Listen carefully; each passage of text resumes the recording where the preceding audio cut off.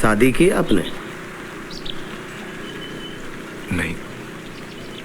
काहे? दगा खाई इसलिए? एक जूट मिल में काम करता था, वो लॉकआउट हो गई और अब बेकार हूं। ये सब तो मेरे लिए सोचना आउट ऑफ द क्वेश्चन है। तो फिर अब क्या कर रहे हैं?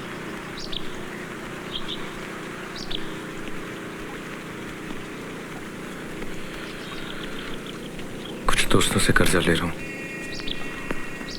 पैसा जमा हो गया तो कुछ बिजनेस ट्राई करूंगा। भगवान करे आपका काम हो जाए। तो आप उसे निकाल पाएंगे इस नरक से? निकाल कर कहां ले जाऊंगा? समझाइएगा जरूर। पेट में खाना ना हो, सर पे छत तो है। 2 दिन के बाद वो भी नहीं रहेगी, सड़क पे खड़ा होना पड़ेगा तब। समझाऊं कैसे? हमने इतनी सारी बातें की, उसने इस बारे में कुछ नहीं बताया। क्या बताया आपको? कि उसका हस्बैंड 1 नंबर का फ्रॉड है?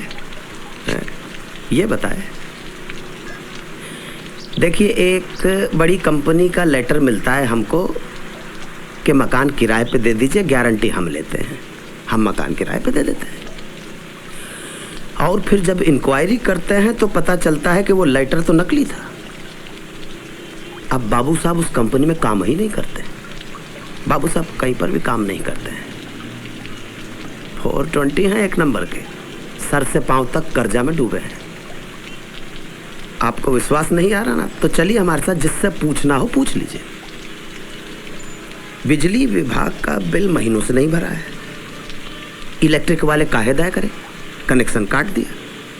खिड़कियां बंद रहती हैं, घंटी बजाइएगा दरवाजा नहीं खुलेगा। बिजली नहीं तो घंटी कैसे बजी? नहीं, वैसे बहुत चालू है। एक बैटरी वाली बैल लगा दी है। बाबू साहब आधी रात को डोलते डोलते घर आते हैं। पारो, मैं आ गया हूं। और मैडम पारो अगर गहरी नींद में है तो खटखटाना पड़ेगा, और ऐसी सूरत में पड़ोसी जाग जाएंगे, कर्जदारों को पता लग जाएगा। बहुत कमाल की सेटिंग है मियाँ बीबी के बीच में। वो खट से घंटी बजाते हैं और झट से दरवाजा खुल जाता है। शादी के टाइम पे तो हालात ऐसे नहीं थे। शादी का जश्न हम लोगों ने खुद देखा है।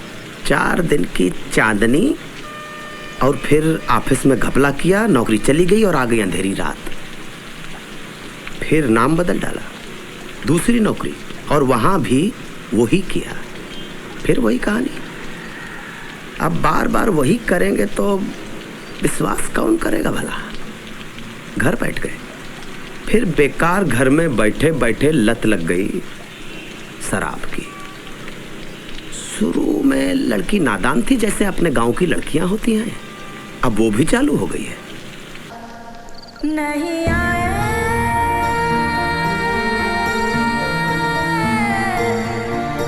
नहीं आए